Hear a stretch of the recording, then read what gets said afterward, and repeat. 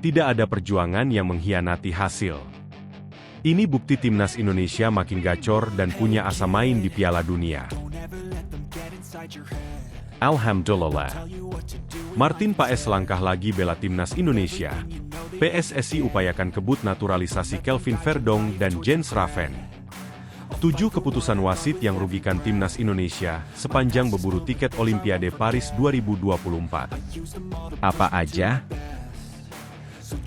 Telan kekalahan dari Gini, mari kita sambut kebanggaan kita. Timnas Indonesia pulang ke tanah air hari ini, sampai di Jakarta besok pagi. Timnas Indonesia U23 mengakhiri perjalanan panjang mulai dari kompetisi Piala Asia U23, hingga babak playoff Olimpiade 2024 di Paris yang berakhir semalam. Bisa dikatakan Timnas Indonesia U23 setara dengan permainan tim yang di atas kertas berada di atas levelnya. Meskipun gagal masuk putaran final Olimpiade, Timnas Indonesia U23 mengukir sejumlah pencapaian luar biasa dan patut diapresiasi setinggi-tingginya. Salah satunya adalah Timnas Indonesia yang mampu mengimbangi bahkan memenangkan pertandingan melawan tim-tim dengan ranking FIFA yang jauh lebih tinggi dibandingkan Indonesia di peringkat 134. Timnas Indonesia bahkan dalam kekalahannya tidak pernah lebih dari selisih 2 gol. Justru pernah membantai tim sekelas Yordania dengan skor telak 4-1. Ini menjadi bukti bahwa ada perubahan yang signifikan dan harapan untuk kemajuan Timnas Indonesia di masa depan. Terutama soal mental tidak lagi inferior saat bersuat tim-tim raksasa. Berikut daftar peringkat FIFA lawan Timnas Indonesia U23. Indonesia mampu menguasai pertandingan melawan tim-tim besar. Terlihat dari statistik timnas yang mampu menguasai bola hingga di atas 50%.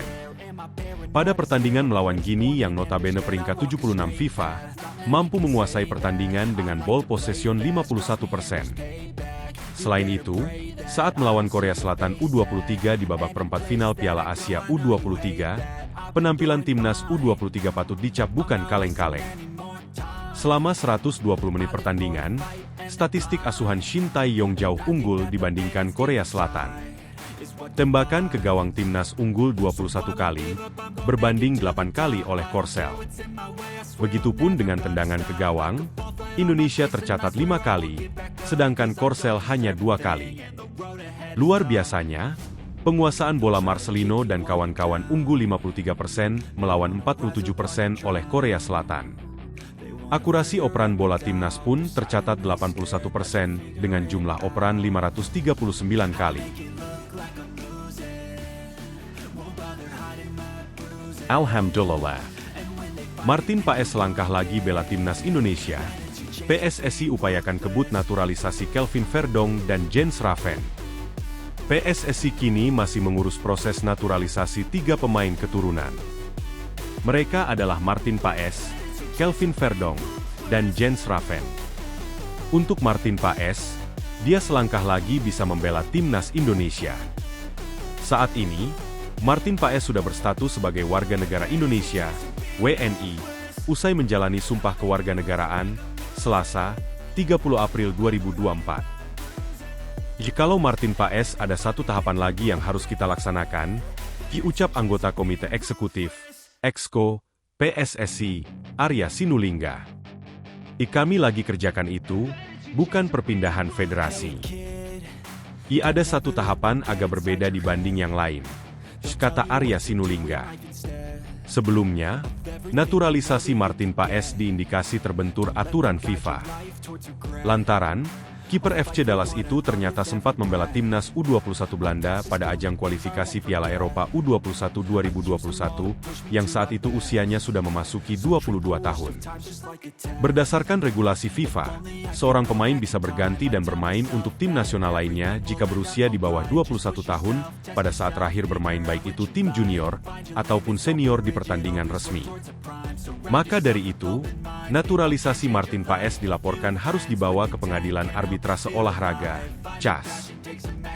Sedangkan untuk Kelvin Verdonk dan Jens Raven naturalisasi keduanya baru melewati tahap awal. Arya Sinulinga menuturkan, PSSI akan berupaya menuntaskan naturalisasi Kelvin Verdonk dan Jens Raven sesegera mungkin. Kelvin Verdonk yang berposisi sebagai bek kiri kini tercatat memperkuat klub NEC Nijmegen. Bersama NEC Nijmegen, pemain kelahiran Belanda itu total sudah tampil dalam 122 laga dengan koleksi 7 gol dan 7 assist. Sementara Jens Raven berseragam Dordrecht U21. Pemain berusia 18 tahun tersebut diketahui beroperasi di lini serang. Di Dordrecht U21, Raven sudah tampil dalam 19 pertandingan dengan koleksi 6 gol di 2023-2024. Sementara yang lain Verdonk dan Jens Raven itu mudah-mudahan bisa kami kerjakan dengan cepat, ujar Arya. Igayane apa keriklah, satset gitu. Jadi ya, kami nggak mau janji. Pokoknya dikerjakan, ada perkembangan. Nanti tiba-tiba udah ada hasil aja, ujarnya. 7 keputusan wasit yang rugikan timnas Indonesia sepanjang berburu tiket Olimpiade Paris 2024. Apa aja? Perjuangan timnas Indonesia U23 untuk mengunci tiket ke Olimpiade 2024 telah berakhir. Garuda Muda dipastikan gagal setelah takluk dari Gini dalam laga playoff tadi malam. Namun, andai mundur ke belakang, keputusan wasit yang dianggap merugikan Garuda Muda memang kerap mewarnai perjalanan tim asuhan Shin Tae-yong dalam misi mengamankan tiket Olimpiade 2024. Sebagai informasi, timnas Indonesia U23 dan Gini bertemu di laga playoff antar benua setelah sama-sama finish keempat di turnamen kontinental.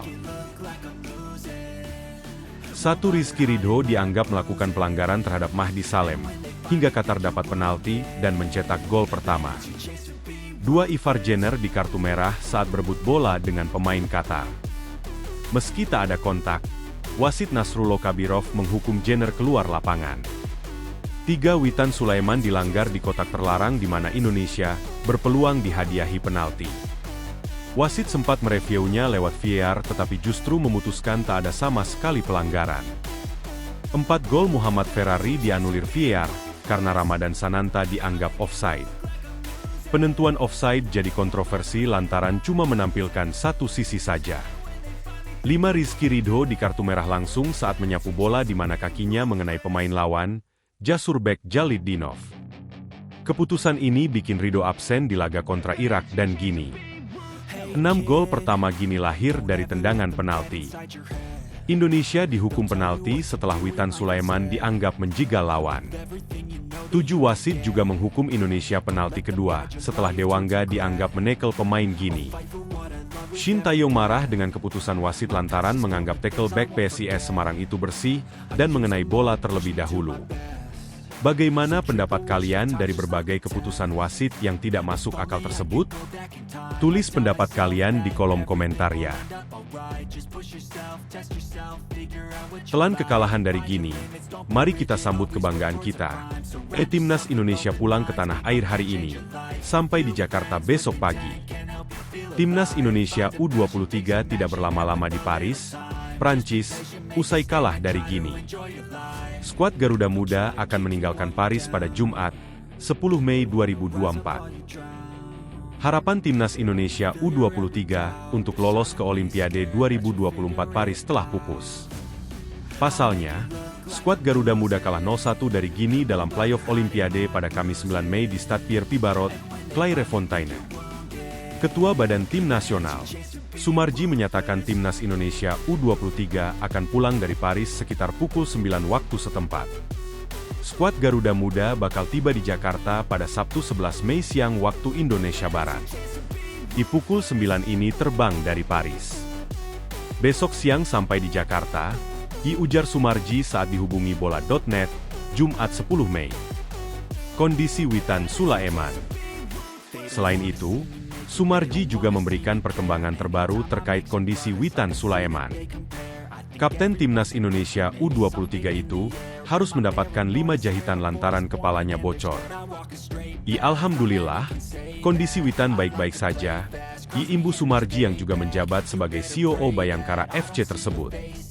Perjalanan panjang Timnas Indonesia U23 untuk melaju ke Olimpiade berakhir dengan pahit. Skuad Garuda Muda berjuang selama 1 bulan 10 hari mulai dari masa persiapan, Piala Asia U23 2024, dan playoff Olimpiade. Sesampainya di Jakarta, Timnas Indonesia U23 kemungkinan bakal dibubarkan.